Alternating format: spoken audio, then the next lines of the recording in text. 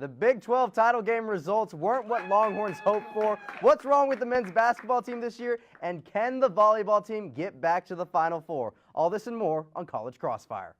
I guess we'll get into it. Always enthusiastic, unbelievable, hard-nosed. All right, let me explain why Aaron Judge is getting it. You can boo me all you want. I knew Texas was going to win, right? And then one of the Texas team was going to lose. Cannon. I don't like the cannon. Oh, wait, you don't like this? All right, I'm done. This is all chaos. Welcome into College Crossfire. Thank you for being here with us tonight. I'm your host, Jonathan Polasek. We've got a very special hour-long episode for you tonight. That's right, it's the Tournament of Champions. Tonight we're bringing back 6 of our previous champions to find out who will be crowned the one true champion. Now with all that in mind, let's meet our first set of panelists. We've got, starting us off, Eric Goodman. Eric, how you doing tonight? I'm doing great. This is not my first time in a Tournament of Champions. Made it to the finals of the last one. Let's take that a step further tonight. You're going to help me do that, Jonathan. We'll see if you get a different result tonight. But you got it. You got 5 other very, very strong panelists tonight. And let's meet that next one. Justin Morris, how you doing? I'm doing pretty well. I'm going for the three-peat tonight. Going for the What a way to three-peats. solidify the win, too. The Sean Mapes. Yep, the Sean. And speaking of Sean Mapes, he's our next panelist for this set of. Yeah, you know, I've reached the mountaintops of you know, it's soccer. I've won the league title. Now I'm looking for the Champions League title. Bringing a little culture to y'all. Just a little bit of culture. We'll see if that happens. Like we said, 6 panelists. We got 3 on tonight. Only one of y'all will be able to move on to rapid fire at the end of the show. So good luck to you all. So Texas football made it back to the Big 12 championship game for the first time in 9 years. They took on their Red River rivals, the Oklahoma Sooners. And despite winning the first game 48-45, Texas was unable to beat the Sooners a second time this season. The Horns fell 39-27 in Arlington, and that caps off a 9-4 regular season record for the Horns. Now, even though they lost the title game, should Longhorn fans be disappointed with the results of the Big 12 championship game and the way that it turned out, or do you see this as something different? Let's start with, and anybody can jump in at this point. Well, I'll start if it's all right. I think anytime, if there's ever comes a time where Texas losing to Oklahoma is anything other than a massive disappointment, then just stop playing the games. I mean, that's the rivalry. I don't care what stadium you play it in. I don't care what's on the line. It's always going to be, you know, a bitter disappointment to Texas fans losing to the Oklahoma Sooners. But the bottom line is Texas came in as the worst team pretty decisively.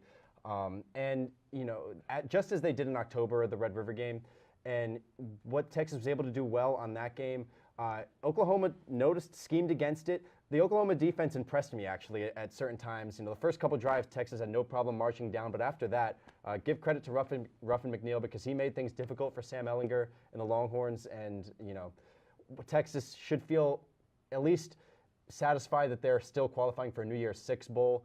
But yeah, I mean, I don't think you can have watched that game as a Texas fan and not wish that, you know, it had gone a different way or feel like that Texas could have played better in that game. Yeah, Texas could have played better, and you do give credit to Oklahoma's defense, which you really haven't said that all year long. Yeah. Justin, Sean?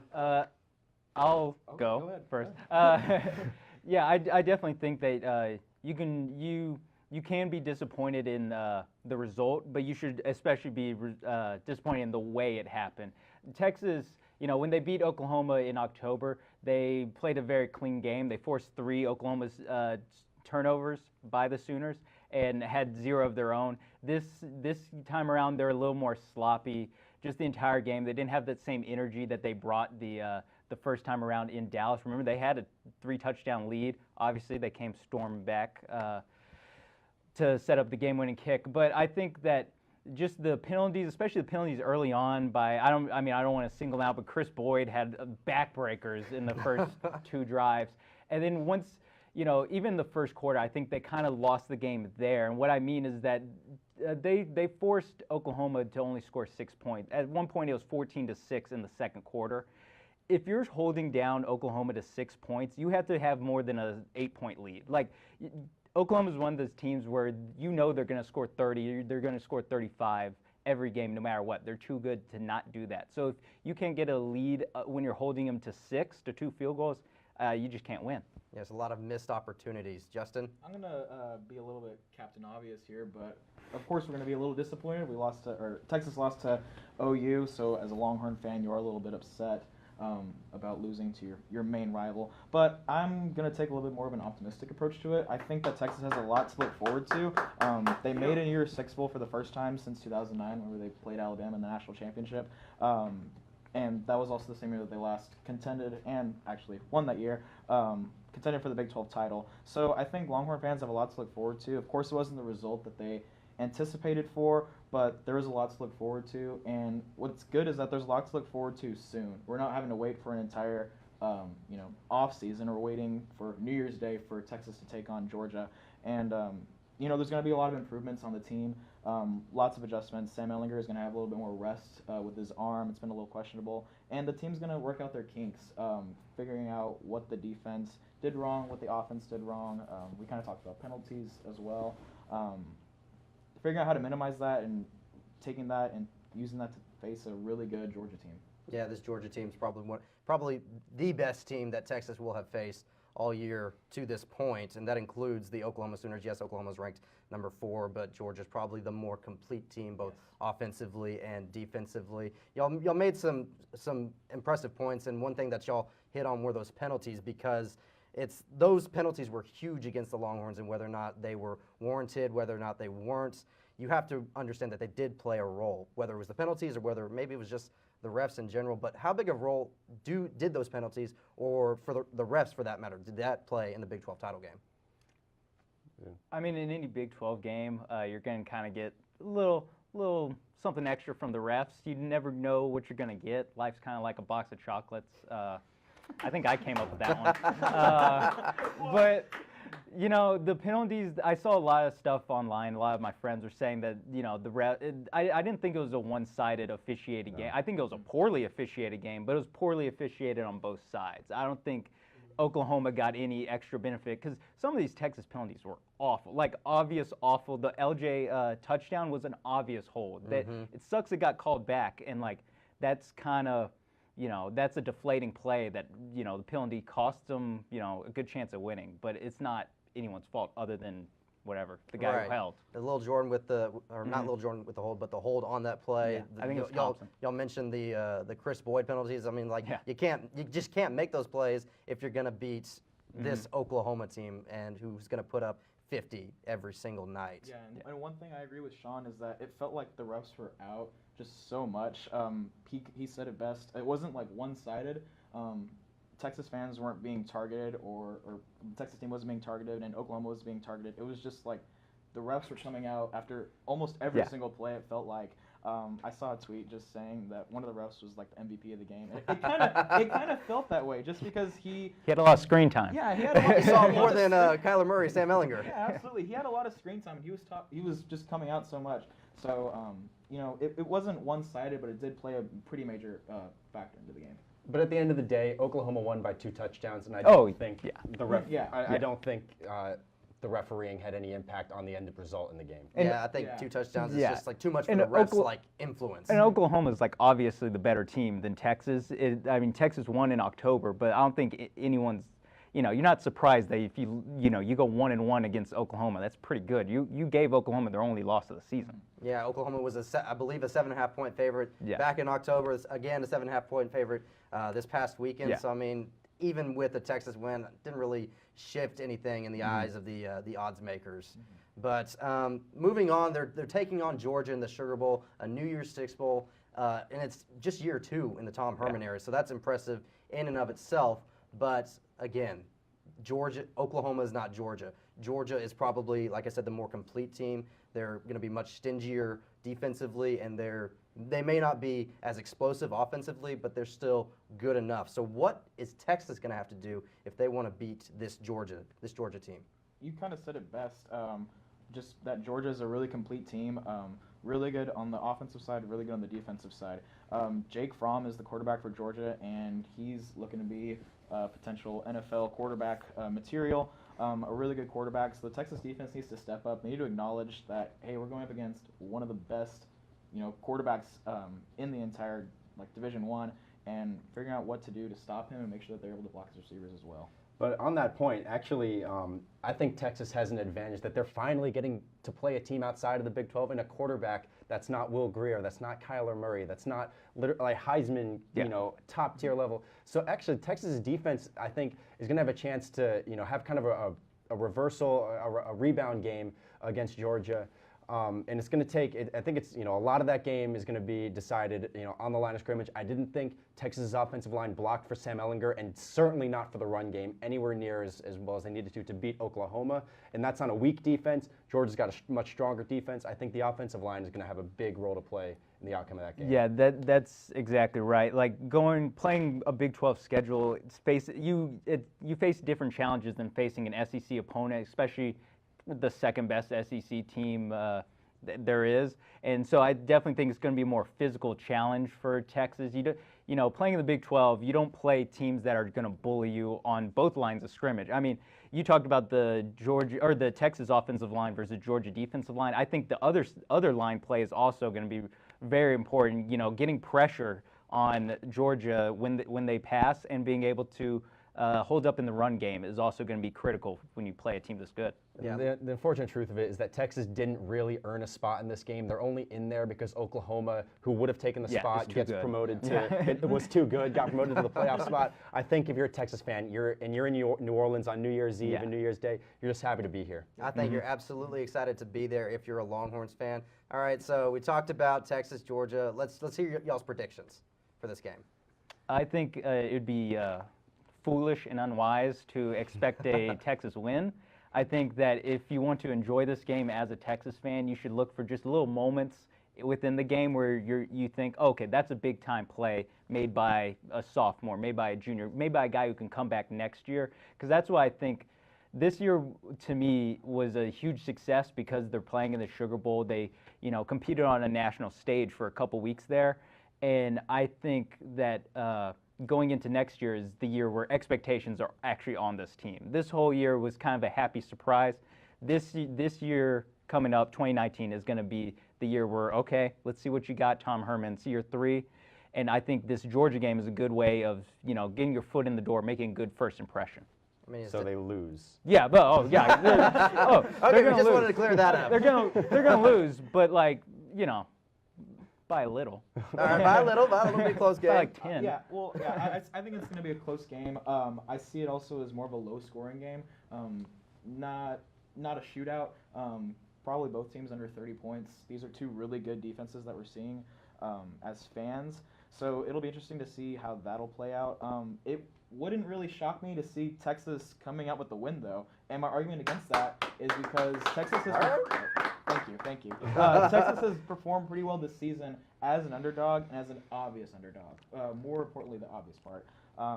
Just looking back to the USC game, the TCU game, those weren't strong teams, but everyone was doubting Texas. They had the fire. They were able to beat these teams and beat them well. So it wouldn't shock me if Texas wins.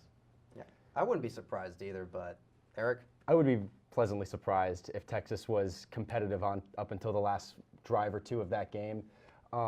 I expect Georgia to win by, let's say, 10 points, more than a touchdown. All right. But and one other thing to consider in this, not to say that Texas fans should be rooting for anything other than an emphatic, exciting Texas victory. But if they're not fortunate enough to get to that point, a victory in the Sugar Bowl might be the kind of send-off that guys like Lil Jordan Humphrey and Colin Johnson would kind of, get as a nice little, nice walk out the door. And, Texas fans should want those guys to come back an extra year. And maybe a little sting in the Sugar Bowl is an extra motivation to incentivize them to do that. Yeah, maybe a little sting, bring them back, make this offense even more explosive in year 3 of the Tom Herman era. Great debate, guys. That's it for now. When we return, we're talking about the impact of Texas women's basketball losing a star player, and is Kansas men's basketball vulnerable this year? Stick around.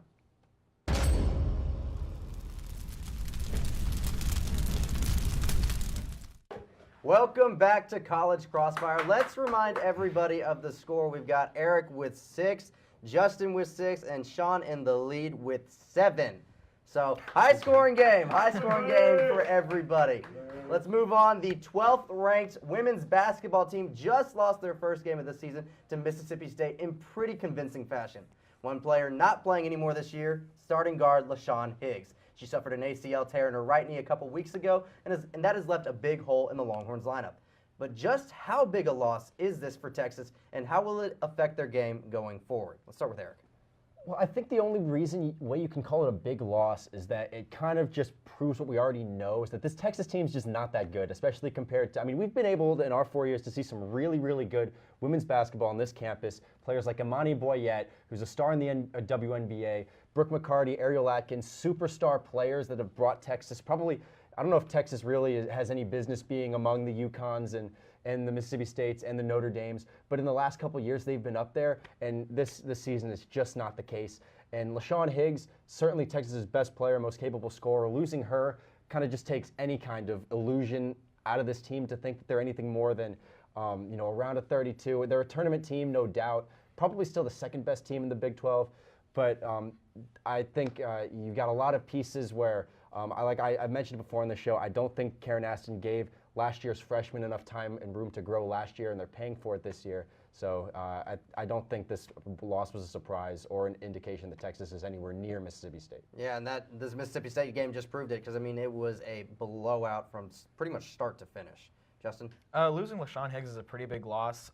It gives the opportunity, though, to look optimistically. It does give the opportunity for people like Shug Sutton, Danny Williams, and Destiny Littleton to step up, playing in that guard position. But I think the real loss is that they're losing leadership on the team. LaShawn Higgs is a senior, and last year was one of the leading scorers on the team. So Texas women's basketball losing that leadership kind of lets it wobbly. It's a pretty young team too, but yeah, wobbly. Besides LaShawn Higgs, you have, I believe, one or two more seniors. But besides that, it's all pretty young players or pretty new players, with the exception of being Danny Williams. But you lose that leadership, and that's going to play an effect into Karen Aston's team in the upcoming season. Absolutely. For Texas, it's now who can they depend on when things get tough or in crunch time, and how is that going to play out the rest of the season? Sean? Yeah, definitely. There's really nothing more you can say when you lose a player like that. I'll say some more, don't worry. When you lose a player like Higgs, it really, your team just gets, you lose, that superstar talent, that star talent, and then everyone has to move up a spot, and then you lose the depth. It really hurts you on both sides. And I think this team also has to really rework how it's oriented on its offense. I think it needs to become a more post-centric offense, feed Jatari White a little bit more. Just change how you run the offense a little more, a little less perimeter talent out there on the court. And I think it also, another thing it does is really defines the expectations of this season. I think, every year, they have the expectation, they have the ability to make the Final Four, go to the Elite Eight. This year, I think it's safe to say they don't have that upper ceiling, that upper level to get to. I think it's about a Sweet 16 is about their ceiling. It's about as much as you can expect. Normally, you expect a little bit more. Yeah, then unfortunately that just may not be the case, because, like Eric said, you just don't have that star power here with LaShawn Higgs out, and that's why you're getting the point starting us off, because I think just losing LaShawn Higgs, you lose that scoring punch, that offensive punch. Without her, Texas just doesn't really have that.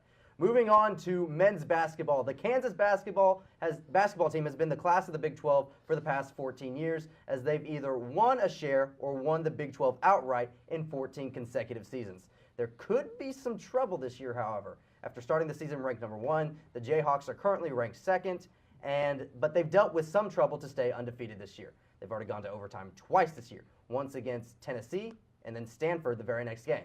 So is this team beatable, and can someone else win the Big 12 this year, perhaps? Let's start with Justin. When Gonzaga beat Duke at the beginning of the year, I realized that any team was beatable, because I thought Duke was just an all-star power team, and then they lost to Gonzaga, so I was like, oh, okay, anyone's beatable this year. But going back to Kansas, the first loss was kind of, the first close game was kind of expected to Tennessee, a number 5 team at the time. They go into overtime, but the second one was to Stanford, which is kind of like, okay, you're going to overtime with an unranked Stanford team. That's a little bit questionable. They still have to play Villanova, the reigning national champions, and they have to one other team that's still going to compete against them really well before they go into Big 12 season. Is anyone going to beat Kansas in the Big 12? Probably not. The leading contender for that, though, I would argue, is Texas Tech. They're a pretty big sleeper team. Nobody's really noticing them. They have the ability to fight against Kansas, but at the end of the day, I think Kansas is going to beat and will win out the Big 12. Yeah, Kansas looking for Big 12 title number 15. Probably going to happen, but Sean? Yeah, they're getting close to a point where they're recruiting players that haven't been alive the last time they didn't win the Big 12. So I'm going to say they got one more year left in this streak. They've really kind of reached the levels of dominance you see, like with the Patriots winning the AFC East, where going into the season, it's like, maybe this is the year someone wins.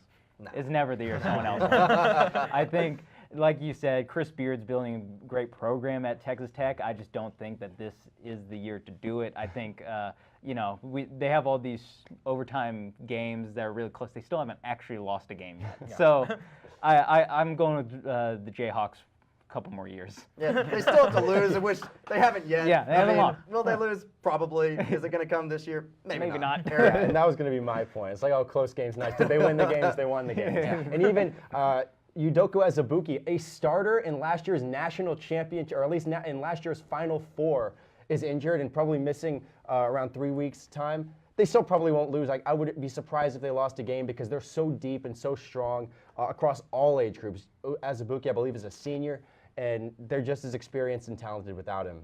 And I appreciate Sean mentioning Chris Beard and some other coaches that are doing good work in the Big 12. But, great guy. But it's a one-team conference, and for Kansas, the only question is going to be, can you then bring that through not just the Final Four, but to a national championship, which they haven't done in over a decade, honestly. It's been 10 years, 2008, I believe. Yeah. So it's really Kansas and then everybody else. And until Kansas loses, they're not losing. Sean, you're getting the point.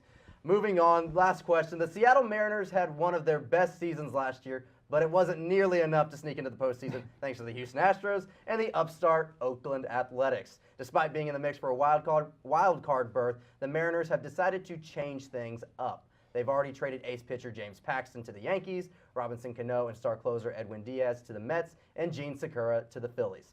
Is this the right move for Seattle, or should they be blowing this core up, or should they ride things out for another year? Let's start with Sean. I think they should blow this core up. I mean, could they have competed for another wild card spot this year? Maybe. They actually overperformed last year, and they didn't make the playoffs. They won 89 games last year, and were according to like their advanced statistics and their Pythagorean win experience.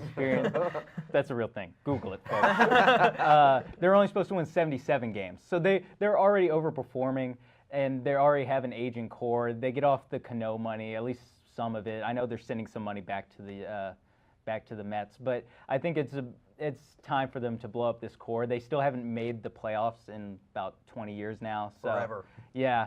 So maybe they don't make it in a couple more years. What does it matter? And with the teams like the Astros at the top, like it's better just to move your window a little bit further in the future. Yeah, start building up that farm system, get those young players like the Astros and even Oakland. Yeah. I mean, that's what Oakland's done, and look where they're at. Eric? Yeah, it's interesting. I kind of admire a team that that's got a promising roster, can look at that roster and say, we're okay, but we're not World Series material, so let's just blow it up and try to get to a point where, the next time we're good, we're really good. And that's something that the team who they dealt Robinson Cano to, the New York Mets, seem to refuse to want to do. And as a New York Mets fan, I see the appeal of not wanting to be awful every year, or at least be so bad to where there's no hope any season. The Mariners probably are not a team that's as scrutinized. They don't have that New York media there like the Mets do. They can afford some more years where the players who are, whoever's starting at center field is probably not somebody you heard of very, very much in the past. So I think it's a good strategy by the Mariners, but you can only say a great strategy if, give it 5 years, they're contending for a World Series. Yeah, they've got to show that progress once after they've blown it up. They've got to be able to make the playoffs, win the World Series. I mean, it worked for the Astros, but it doesn't always necessarily pan out. No. Yeah, Justin? I was going to bring that up. The Astros did something kind of similar to this a few years back, and it paid off for them. It paid off for them. But is it the right call for Seattle? I think so. Like both of these guys said, why not right now? Seattle wasn't looking really to go far into the MLB playoffs, so it's not a horrible time to do it. And these aren't I know Robinson Cano is a really good player, but these aren't super high star caliber players that they're just throwing away. They've had a couple mediocre seasons, so it's kind of like, why not? We can afford to tank maybe a little bit, but we'll be able to rebound off of that. And like Eric said at the end, we'll know for sure if this was a good call for them in 5 or 6 or 7 years or so, and figuring out, okay, are they making it to the World Series or not? Yeah, I mean, I agree with all of y'all. I think it is the right move for the Mariners to basically blow everything up because, I mean, these players, yes, they're good, but are they superstar level good? Yeah, Probably you're not. not James really. Paxton is probably more suited for a number 3 role. Robinson Cano, he's just getting up there in age. He's no longer the player that he once was. Justin, you're getting the point to finish us out. But Sean Mapes, you are moving on to the rapid fire at the end of the show. Who he'll face yet is to be decided. So when we return, we'll have 3 new panelists to determine who will face off against Sean Mapes in rapid fire. Stick around.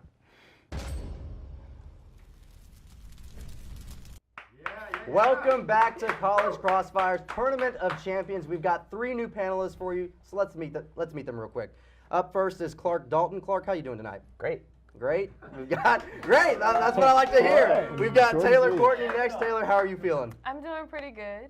Doing pretty good. Hoping to make it to rapid fire. And last but certainly not least, Turner Barnes. Turner, how you doing? I'm doing very great. Very great. good job. A little bit of a one-up on Clark right there. But you know what? There It's we great go. to have all of you on, so let's get rolling. It's year 4 of the Shaka Smart era for Texas basketball. But things really haven't changed since the Longhorns hired Shaka ahead of the 2015-2016 season. In fact, Shaka's best season to this point was his first season, and that's when most of the players were recruited and played for Rick Barnes. So let's just cut to the chase. Is this team any different from the previous Texas Shaka teams? And anybody can jump in and start this conversation. One area where this team differs is that there isn't that marquee superstar that's known throughout college basketball. The past 3 years, you had Miles Turner, Jared Allen, and Mo Bamba. This team doesn't really have that this year. Even though Jackson Hayes has come along, he wasn't as highly regarded as some recruits coming out. And what's that's for Shaka to do is dig deep into his bench, and it's created a synergy in the team because you have to go deep in the rotation. And now instead of relying on 3 or 4 guys, you can play 6 or 7 guys. It's a double-edged sword though, because in certain situations when you just need a basket, they don't really have that guy yet who can just go get it at the end of a game. Yeah, it was thought to be Kerwin Roach, but I mean he's had his ups and he's had his downs all season Indeed. long, and I mean he exploded against North Carolina, but he's kind of disappeared at times in other games. Yeah. And I think also with Kerwin too, since they don't have that dominant big man that they've had in the previous years since Shaka has been there, this team really only goes as hard as Kerwin Roach and the other guards go. If Kerwin and the guards aren't going fire and they're just losing that confidence in themselves, the whole team really just breaks down and lose that confidence in themselves. So it'll be really interesting to see, especially as they continue to move forward, will Hayes kind of step up and be that dominant big man for Shaka this year? But yeah, it's going to be interesting. I mean, Jackson Hayes, he's had his moments, like y'all said, but for Texas to go anywhere, they need him to be a consistent force down on the block. Turner? Yeah, and the thing about this team is, like we've talked about, they don't have a superstar. Jackson Hayes has the potential to get there. He's playing really well, averaging more than 10 points a game, coming off the bench. And this team is very deep, deeper than a lot of Texas teams, and especially the last 2 years. The past 2 years, it's been Mo Bamba or Jared Allen, and essentially everybody else. This year, they're kind of having to rely on each other, spreading out the minutes more. There's 8 guys who have more than 15 minutes per game. 7 of those are playing more than 20 minutes a game. And so you have a lot more depth, not really relying on one more person. I'd like to see Osikowski kind of step up and kind of try and become that man. I'm not sure if he has quite the skill set to be that man, but if you have to have anybody, maybe Osikowski, like we talked about, Kerwin Roach is a little too up and down. But the Shaka Smart teams are famous for being not good at three-pointers and free throws. They're still doing terrible at free throws and That's not just Shaka teams, that's just Texas teams in general. Yeah, Texas teams. I looked up the rankings for y'all. Let's hear 'em. So Texas is shooting under 30% from the three-point field, which is 308.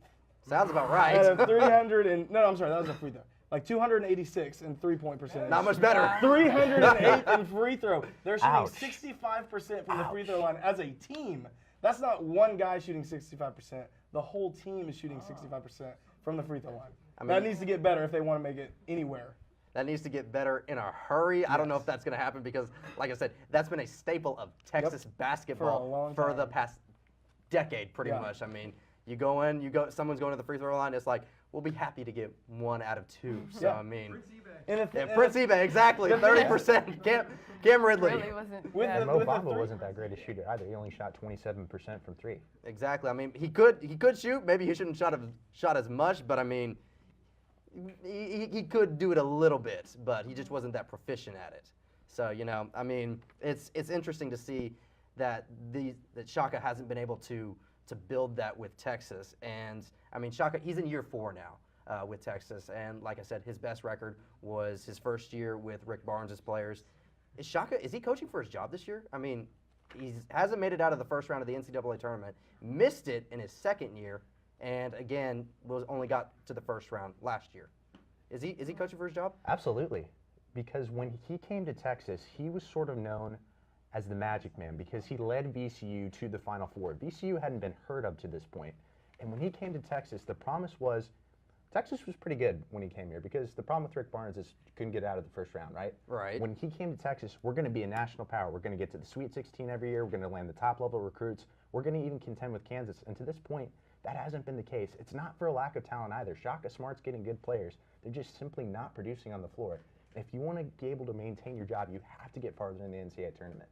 Yeah, I mean, I think it's this idea like that you see in the SEC in football. It's like everybody's got to beat the Nick Saban, got to beat the Alabama, and for Texas and the Big 12, you got to beat Kansas. And Texas isn't doing that. They're not producing. They have these high-level players, but they're not living up to that status. Yeah, and they also they have the size too, which is kind of amazing, especially with having them all. I mean, pretty much everyone on the team is 6'5" and up. You have Hayes at 6'11", Osekowski, Sims, Hepa. I hope I said his name right. They're all at 6'8", so it's not a matter of issue of does he have the size to compete with those other teams. It's simply they're just not forming and working together. And it's just not molding and meshing, and the team is just not doing what it needs to do. So if he wants to stay here, I think he's also coaching for his job. If he wants to stay here, they're going to have to figure something out and try to make a better run in the tournament than they did that last year. Yeah, I mean, last year that was just kind of just like they get there and they're just pretty much happy to be there at that point. But it's like this Texas, the expectation is for Texas to at least advance a little bit in the tournament, and to this point, they haven't done that, Turner. Yeah, and we talked about how they look dysfunctional. They don't play together, and that's all on the coach. You can get as many great players as you want, but a lot of people don't realize, same thing in college football as in college basketball, more than 80% of the team is the coaching. Because you look at Bill Self, Roy Williams, Coach K, all those guys, they have all these different players, and yet they're still there every year. And so it's a lot the same way with college football. It's if you have a good coach who can get the best out of his players and get them to play together, then you're going to be good. Shaka has not shown that at all since he's been here. It seems that the main players that he does get with Jared Allen and Mo Bamba kind of help increase those win numbers a little bit with their just raw talent. But like whenever you get to the tournament and you can't get out of the second round, that's because you're not coached well, because you're not playing as a good team together. And he's definitely playing for his job. College basketball, there's a lot of turnover in coaching. You're coaching for your job every year. And so this is his 4th year that he's been coaching for his job. He's done just enough to stay there so far, but he's on the hot seat right now for sure. Yeah, on the hot seat. And Texas, they've got 4 non-conference games left. Texas just ended up losing to VCU tonight, so that's final. 4 more non-conference games. How do you see Texas faring in those 4 games before they head on to conference play starting the Big 12? Well, I'll go first. All right, there you go. So all the rest of their games are at home before they go into a non-conference, which is good for Texas. I know Frank Irwin's Center is a little too big for the Texas fan base. A little bit. But at least they're at home. They're a place they're comfortable with. And I know 2 of their teams that they have to play are a little shaky. They have UT Arlington as their last game before conference play. They play Grand Canyon University. So those 2, chalk those, being optimistic a little bit, chalk those maybe up to pencil them in as wins. Maybe. Maybe wins. But you have Purdue and Providence coming in. Both of them made a pretty good run in the tournament last year. If this is going to be the teller, if they're a real team or not. You saw them; they were a completely different team when they played UNC as whenever they played VCU and Radford. So the way they play against Purdue and the way they play against Providence will be a real teller for how this team and how far they may go eventually in the season. Yeah, they've kind of played up and down to their competition a little bit this year. Clark, Taylor? I feel like this is an easier set. Of course, you never know after the Radford upset. This is an easier set of conference games because you do have UT Arlington and Grand Canyon who have struggled to this point. UT Arlington's 3-6, and Providence is a very, very good team this year. They're 7-2 in the Big East Conference. But I do think they can beat Purdue because Purdue's actually struggled on the road this year. They're 0-3 on the road, so this is a favorable schedule for Texas, and I think it's going to be an upswing going into conference play. Going on to conference play, they need to build some momentum definitely going in because Big 12 is arguably the toughest conference in basketball. So getting the 3 wins out of these last 4 is imperative for Texas. Taylor? Yeah, I really think, as y'all just said, is the way that the next 4 games are going to be played. I think that's really going to determine how the rest of this season is going to go out. So if they go in and losing these next 2 games, the 2 that they're about to play with Purdue and Providence, those 2 coming up, of course, I don't think that they're going to really come out with a win on those games. But the other 2 was UT Arlington and then Grand Canyon. Yeah, that's kind of like you said, a gimme win. But in all honesty, if all 4 of those teams they lose to all 4 of those, then I just think the conference it's going to be a terrible downhill from there. I think if they lose all 4 of those games heading into Big 12 play, I think that's pretty much it for Shaka. That's pretty much Unless it for they go on a Shaka. magical run in the Big 12, which I wouldn't see happening. But Big 12 is too thick. It's too tough. It's very, very balanced. Shaka, he's got to get this Texas team rolling heading into Big 12 play. Otherwise, he's in some serious trouble. They have the potential. They do have the potential. They have good players. And they have the size. Yeah, it's they have the size. They have the. It's just they haven't been able to play together this year. It's not happening. All right, that's it. Great debate, guys. When we return, we'll discuss whether anyone can beat Alabama, and the Green Bay Packers are in the market for a new head coach. Stick around.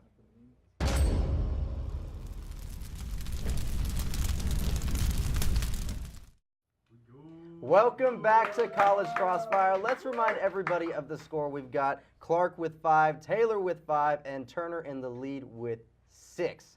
Still anybody's game. Let's start with Texas volleyball. They're currently in the 3rd round in the postseason. 5th-ranked Longhorns are in Provo along with Michigan, who they'll face on Friday, and Florida and 4th-ranked BYU. It's not an easy slate of matches by any means, but what are the odds that Texas beats Michigan and then realistically BYU afterwards to move on to the Final 4 after losing in the Elite 8 last year? Let's start with Clark. I think the odds are favorable for them beating Michigan, but against BYU, it doesn't look that great because it's in Provo. So that BYU team, they're going to be energized by the home crowd. And BYU's a good team. They beat the #1 team in the nation, Stanford, this year, who are the defending national champions. So that is going to be an insurmountable challenge for the Texas Longhorns. Now, the reason they have a great chance against Michigan is Michigan hasn't really stepped up to that top level of competition. They struggled against Purdue and Illinois in conference play.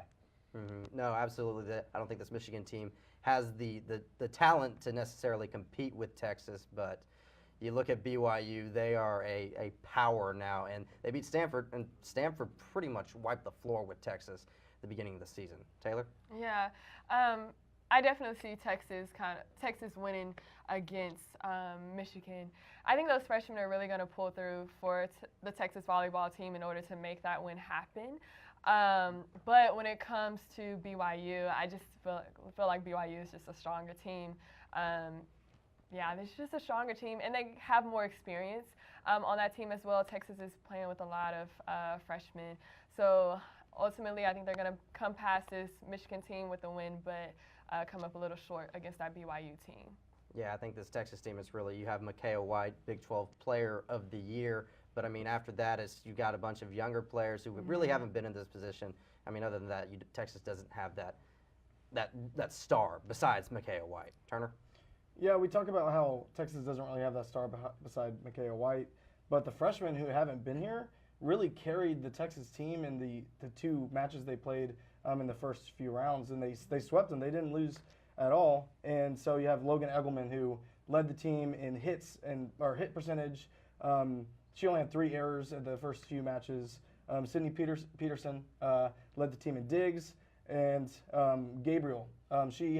Since she's taken over the setting duties for Texas, they played phenomenally. I think they're 7-1 since she took over the setting duties. And so with this young team, you don't really expect a young team to make a run in the tournament, but BYU, their second best player, has been injured. And so if they get past Michigan, BYU's a little banged up. They're riding high on this sweep so far. They haven't lost yet. If the youngins keep playing the way they are, I think you can be fairly confident. They're leading the team, even though they're young, in major categories. So I think you can be confident. Yeah, I think if you have those young players for Texas, if they can step up, especially if they can really help Texas cruise past Michigan and then set up for the dogfight that's going to be when they take on BYU. I think that's going to be really important for Texas to be able to potentially beat BYU. Turner, I'm giving you the point right there. Moving on to college football, it's pretty much been Alabama and then everyone else all year long. Although Georgia did put quite a scare into the Crimson Tide during the SEC title game. Alabama is set to face off against Oklahoma in the Orange Bowl for the right to play in the national championship game. With the exception of the Georgia game, Alabama has pretty much dominated every team that they've faced. So will anyone beat Alabama, or is the national title theirs to lose? Let's start with Taylor. Yeah, for this Alabama team, I really think it's theirs to lose. Even with the phenomenal performance with Jalen Hurts coming in at the end of the game, really saving that day. That injury to Tua, and with him just not being 100% or being out at all, I think it's going to really affect that Alabama team and can affect that Alabama team. Also, there are a lot of great offensives coming up, there's a lot of great offensive teams in this playoff. So with that being said, it's theirs to lose. Yeah, I think if Tua is healthy and he's right, Alabama, they will pretty much be the team that they were all year long, just steamrolling everybody. Turner? You know, I would agree with you, but first off, I don't think Bama is as big of a juggernaut and unbeatable as everybody thinks they are. Okay. They haven't really played anybody. They've played a few teams who are really good. I'll give you that, LSU and Georgia. But what does LSU and Georgia not have? A prime-time dual-threat quarterback, which Alabama, historically, that's been their biggest weakness, most notably 2010 Cam Newton, a few years ago Deshaun Watson in the national championship game. And who does their semifinal opponent have? Only the best dual-threat quarterback in the country right now, Kyler Murray. And so with his history, Nick Saban team not very good defending dual-threat quarterbacks. OU has the best offense in the country with Kyler Murray. I think it's a possibility. Not saying it's going to happen, but they're definitely beatable, especially by OU. Yeah, best offense in the country, but you have to remember there's another side of the game to be played. That's the defense. OU does not have that. Clark? Agreed, exactly. That OU defense is going to be a huge problem. It doesn't matter if you score 55 points. If you allow 57, you're going to lose. Oklahoma's defense has been weak all season. It's 111th in the country. And let's not forget, Bama is a dynamic offense. They average 527 yards per game. That's Big 12 numbers. Also, all the other teams have glaring weaknesses. Who's Notre Dame played? And can Trevor Lawrence step up in a big stage? Yeah, I think it's a matter of there's a level of competition, but I really think it's just a matter of if Tua is healthy, there's really no shot for anybody else because Alabama is very complete. They're great offensively, great defensively. I think they're pretty much guaranteed the national title. So Taylor, you're getting the point. Moving on, they're in the midst of a 4-7-1 campaign. The Green Bay Packers have fired head coach Mike McCarthy. It's not a huge surprise considering this is 2 years in a row that the Packers have had a subpar record, as well as the ongoing lack of creativity within the Packers offense, despite having one of the best quarterbacks to play the game. But was this the right move for the Packers, and who do they go after now? Turner? You know, I think this is absolutely the right move for the Packers. People can be upset all they want. He was a Super Bowl winning coach. He's been there for so long. But whenever you watch the Packers play the Cardinals last week, the team has completely quit on McCarthy. And that's whenever you need to immediately make a coaching change. If you have a tenured coach who you want to finish out the season, that's fine. But if the team quits, he's out. So in terms of who's going to replace him, maybe give me a little bit of Jim Harbaugh action. Jim Harbaugh, he's been successful wherever he's been. San Francisco, he led the team to the Super Bowl. Some say they got cheated out of the Super Bowl. Okay. But Jim Harbaugh, you know, he's a quarterback. He's an offensive-minded coach. And I think the only thing that will hold him back is getting away from Michigan. the chance to coach the most talented quarterback of all time might draw him away from his alma mater. Yeah, I think it's definitely possible. Clark? Yeah, it was just time for McCarthy to go. Another problem he had is it seems like there was just a disconnect with Aaron Rodgers, and he didn't win big playoff games. They hadn't been to the Super Bowl since 2011. I'm going to go in a different direction with that coaching. This one is going to surprise you a little bit, but what about Lincoln Riley? Aaron Rodgers and Lincoln Riley together on the offensive side of the ball. Imagine the yards that would be put up. And Aaron Rodgers is young. He's 33. He still has a couple years left in him. Yeah, he does have a couple years left in him, but would Rodgers necessarily fit Lincoln Riley's system? He's athletic. Can I He say is something? athletic, Can I and say he is something on fast. that? Quickly. You really think Aaron Rodgers, who forced a tenured coach out, is going to respect a coach who's 3 months older than him? Yes, I It do. could happen. I do. It could happen. I do. Taylor, what do you think? Strongest arm in the NFL. Taylor, Defense, Taylor, go genius ahead. on Okay, the what offensive side of the I football. It'll be think amazing. is that no, I don't agree with this decision to fire him kind of just right away. I say at least give him the respect that he deserves to stay finish out the season. I mean, there's no harm to them anyway. They're not going to go to the playoffs anyway, so what's the harm in letting them stay to the end of the season? But what I would say is go with McDaniels from the Patriots. He's a proven coach, and I think he's very offensive-minded, and I think he'd be a great fit for that team. The real question, though, is he going to flake out again like he did Like the last Colts. year with Indianapolis? We I- won't Go ahead. talk about that. He did go 4-12 with the Broncos. He did go 4-12, but I'm going with Turner. I'm giving you the point. I think Jim Harbaugh is a great candidate for Green Bay and Aaron Rodgers specifically, and that's getting you the win. You're moving on to rapid fire at the end of the show. yeah, Mapes. So Turner Barnes is moving on to rapid fire to face off against Sean Mapes to determine who is the true college Crossfire champion. Stay tuned after the break. You won't want to miss it.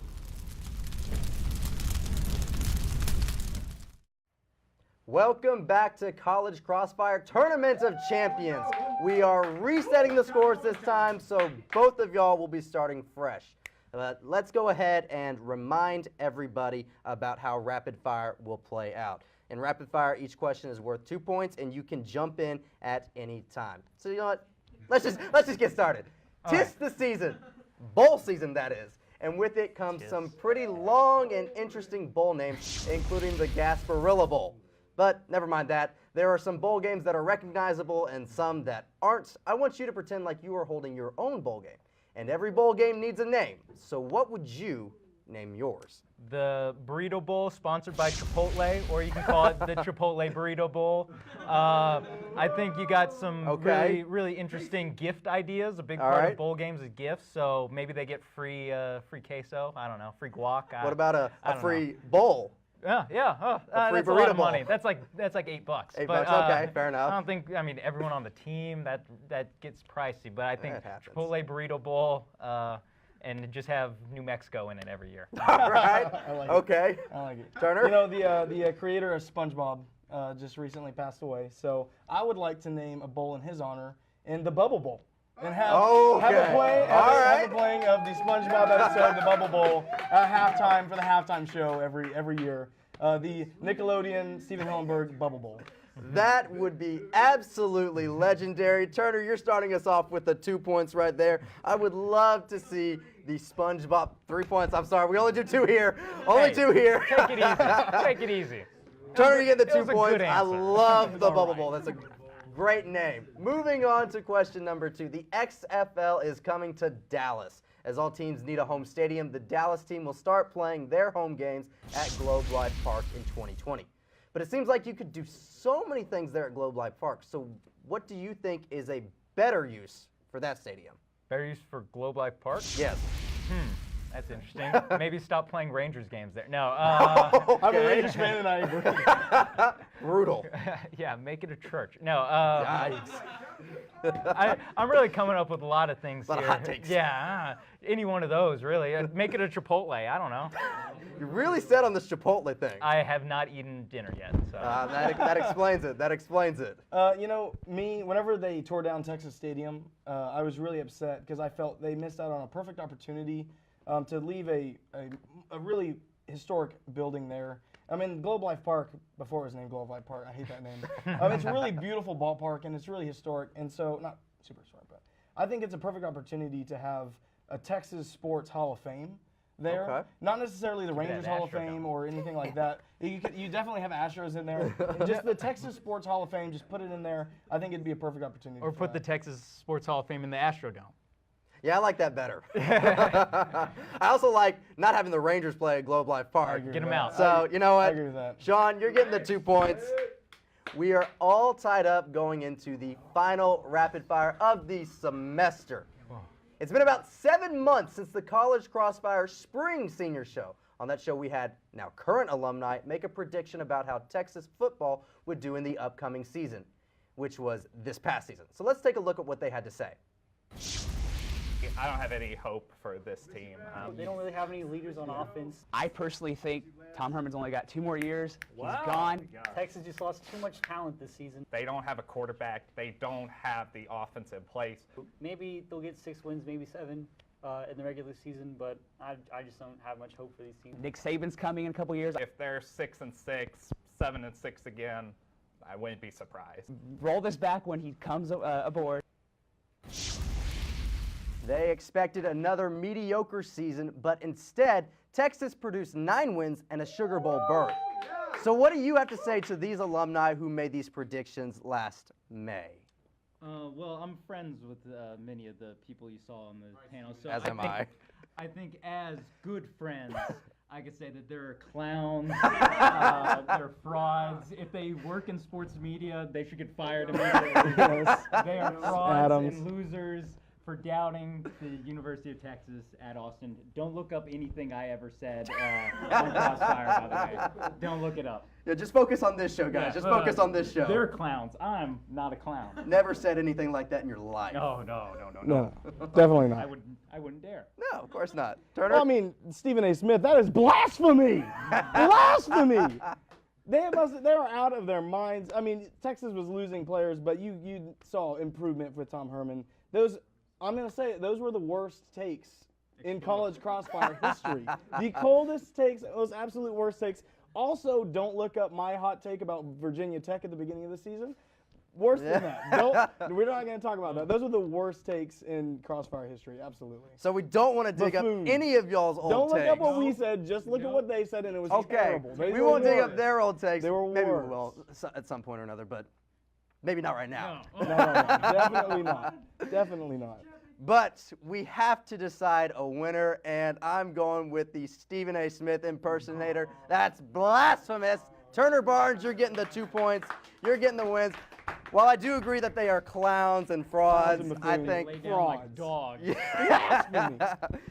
Turner, you're getting the win, the Tournament of Champions, the one true champion. Do we have time for FaceTime? We do have time for FaceTime. Take it away. You know, I just want to thank so many people for this Tournament of Champions. Oh, there goes the trophy. The trophy here. So I want to thank, God. I want to thank my parents, all the people who have supported me so long. And most importantly, I want to thank Sean Mapes for, if Sean Mapes didn't push me to become a better crossfire analyst, I would never have made it here. I look up to you. I really, you've inspired me. You're the Michael Jordan to my anybody that plays basketball. So I just want to thank everybody at College Crossfire for the opportunity. Well, the one true champion, Turner Barnes. That's all the time we have for you tonight. Congratulations to Turner Barnes. Don't forget to follow at TSTV Sports on social media. And for all the panelists and everyone in studio and Master Control, I'm Jonathan Polasek. We'll see you in January.